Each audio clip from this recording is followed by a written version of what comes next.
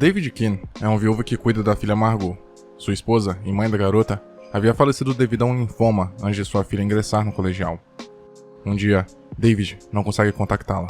Ele começa a procurá-la e liga para o professor de piano dela, perguntando se a garota apareceu na aula naquele dia. O pai é informado que Margot cancelou as aulas há 6 meses.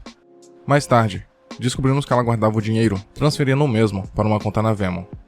Preocupado e achando aquela situação toda suspeita, David chama a polícia para reportar o desaparecimento da filha. A detetive designada para o caso, Rosemary Vick, aponta a possibilidade de Margot ter fugido, uma vez que uma filmagem das estradas da cidade mostra a moça deixando San José de carro. Ao acessar as contas de Margot em redes sociais, o pai descobre que ela estava deprimida pela morte da mãe, e como forma de processar o luto, passou a se isolar de sua família, até de seus amigos, tornando-se cada vez mais solitária. Em sua conta no Tumblr, David descobre que Margot havia feito várias postagens no Lago Barbosa, local próximo de onde ela havia sido vista nas imagens da câmera que filmava as estradas. O carro da moça foi encontrado no local, mas não seu corpo.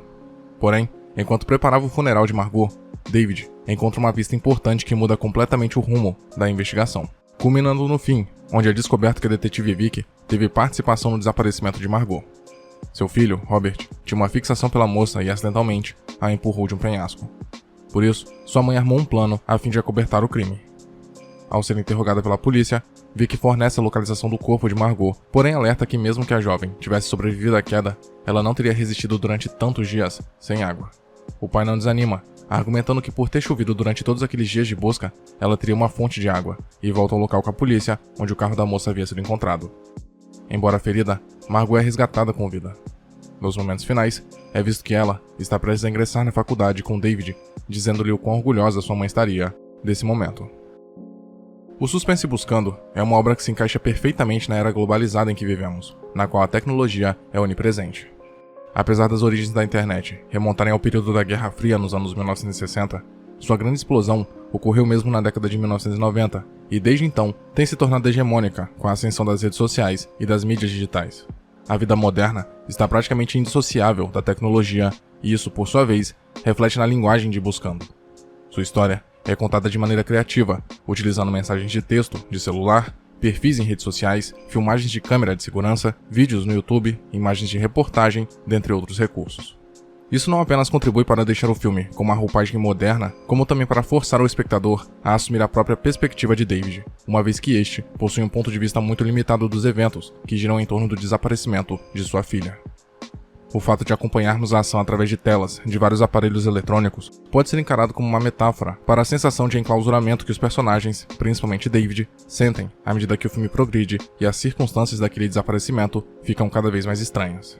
Cria-se, portanto, até um interessante exercício no qual o espectador não acompanha a ação em si, mas através do filtro dos meios de comunicação, o que cria uma espécie de metalinguagem na qual a mesma tecnologia, que permitiu o longa existir, a utiliza como ferramenta para contar sua história.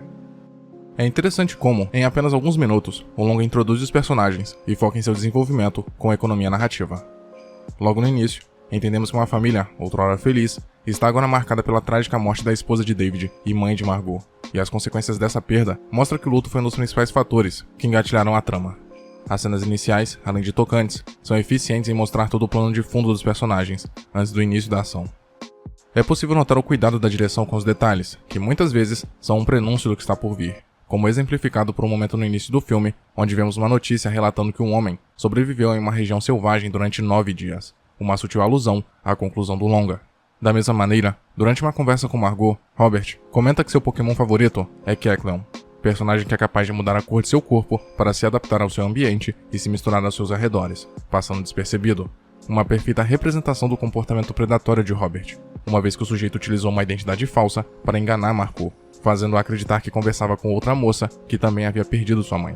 Desse modo, não é à toa o fato do Pokémon favorito de Margot ser o Uxie, que possui a habilidade de apagar memórias e também consegue fazer com que seu espírito deixe seu corpo e retorne quando quiser, simbolizando o desejo de Margot de ter sua mãe de volta e sua tentativa de esquecer a dor causada por sua perda.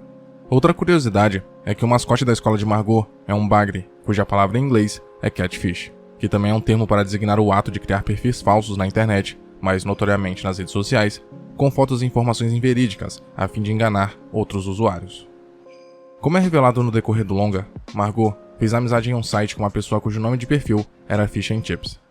Na realidade, aquele era Robert enganando a moça, atraindo-a para uma armadilha, utilizando a fragilidade emocional dela para persegui-la e mais tarde atacá-la. Uma pista que o filme oferece sobre a identidade do culpado ocorre quando David liga para a detetive Vicky a fim de contar que havia descoberto para onde Margot teria ido ao ser vista pela última vez, e esta lhe pergunta se ele já estava no lago, sendo que David não o havia mencionado nenhuma vez sequer. O filme alerta sobre os perigos desse território inóspito, que é a internet, e como predadores podem se utilizar deste meio para atrair suas vítimas. O cuidado, portanto, deve ser redobrado. O longa ainda se mostra fascinante ao enfocar a reação dos colegas de Margot quando seu desaparecimento ganha uma repercussão cada vez maior na mídia. Aquelas pessoas que nem sequer a conheciam direito começam a postar mensagens rezando para que a encontrassem. Outras afirmavam que eram os melhores amigos dela, e até um de seus colegas se auto-vangloriava por ter ajudado nas buscas, apenas para ganhar aprovação. É um inteligente comentário de como em situações de desespero alheio aparecem aproveitadores utilizando a popularidade do evento para impulsionar a si mesmos e suas próprias redes sociais. É um momento que expõe como até tragédias podem ser usadas por terceiros em benefício próprio, com total falta de humanidade e compaixão. O filme também pode ser visto como uma história sobre a falta de comunicação entre pai e filha após a morte da matriarca da família, o que cria uma bela ironia, uma vez que o filme utiliza justamente os meios de comunicação para contar sua história. Após a perda, Margot tornou-se cada vez mais isolada. Seus colegas chegam a comentar que a moça era bastante quieta e na dela, fechando-se emocionalmente como uma estratégia de sobrevivência a fim de lidar com a dor e o luto. O roteiro deixa implícita a ideia de que Margot não sentia que poderia confiar em seus colegas para expressar seus sentimentos por não ter tanta intimidade com eles, mas principalmente pelo fato de não sentir que aquelas pessoas entenderiam a dor que experimentava justamente por não terem vivido a mesma experiência que ela. Por isso, a personagem fez amizade com o tal Fish and Chips, pois acreditava que esse perfil pertencia a uma moça que também havia perdido a mãe, sem ter a menor noção de que aquele era Robert, se aproveitando desse momento para ganhar sua confiança. Mas, naquele instante, ela acreditava ter encontrado uma pessoa que a compreendesse. Em determinada cena do longa, David confronta seu irmão Peter após encontrar uma peça de roupa do sujeito nas fotos do carro abandonado de Margot e por descobrir mensagens de texto suspeitas trocadas por ambos. Peter revela que fumava maconha com a jovem e conta que durante esses momentos ela se abria e revelava sua tristeza e frustração devido à morte da mãe. David indaga a razão do irmão nunca ter lhe contado sobre isso, e Peter responde que ele nunca perguntou. Peter ainda critica o irmão por não ter percebido que Margot estava deprimida, por não ter dialogado com a filha e lhe ajudado durante o período de luto. Ele até cita que a jovem faltava às aulas de piano por associar um instrumento musical à mãe, o que remonta à cena do início do filme, na qual vemos Margot tocando um piano de brinquedo para sua mãe na cama de hospital. No final do longa, nos é informado que a jovem sobreviveu durante quase uma semana até ser encontrada no sopé de um penhasco. Graças ao seu instinto de sobrevivência, ela pôde sair dessa situação, mas sobretudo se seu pai não tivesse sido insistente e obstinado, ela não teria resistido. As cenas finais do longa, nas quais Margot se inscreve em um conservatório para tornar-se uma pianista, podem ser encaradas como um simbolismo para o retorno da comunicação entre pai e filha, assim como a superação do luto, relacionando a memória da mãe ao instrumento musical como forma de homenageá-la. E dessa vez, Margot poderia transformar seus sentimentos e impulsos criativos, bons ou ruins, em arte. Muito obrigado por ter chegado até aqui. Imagino que, de algum modo, esse vídeo tenha sido interessante para você, e por isso peço que o curta e o compartilhe para ajudar a divulgar o conteúdo do canal. Se quiser ajudar e puder, claro, torne-se membro e confira os benefícios de cada nível de assinatura. Na tela tem mais vídeos que talvez possam te interessar. Até a próxima.